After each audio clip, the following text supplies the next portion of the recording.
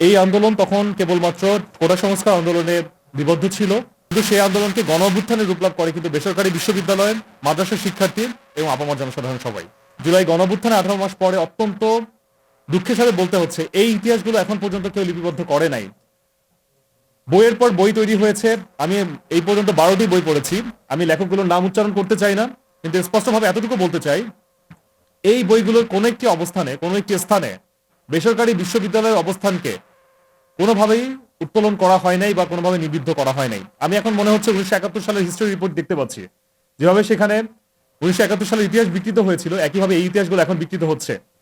বেসরকারি বিশ্ববিদ্যালয়ের শিক্ষার্থী আপনারা জানেন, রামপুরা বাড্ডা থেকে শুরু করে আমাদের বিপ্লবের ল্যালিনগার্ড বলা হচ্ছে, যাত্রাবাড়ি অঞ্চলকে, তারপর উত্তরা এবং আরো যে অঞ্চলগুলো ছিল, এই অঞ্চলগুলোর সিগনিফিকেন্স সে অর্থে কোনো জায়গায় দেখানো হয় নাই।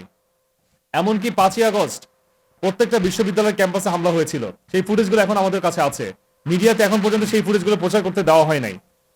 সাংবাদিকের ঔদাসীনতা বলবো নাকি উপর থেকে প্রেশার, সেটা আমরা এখন পর্যন্ত বুঝতে পারছি না। যদি সেটি হয়ে থাকে তাহলে আমি এই দাবিও তুলতে চাচ্ছি যে মিডিয়া সংস্কার করা হোক, গণমাধ্যমের স্বাধীনতা নিশ্চিত করা হোক।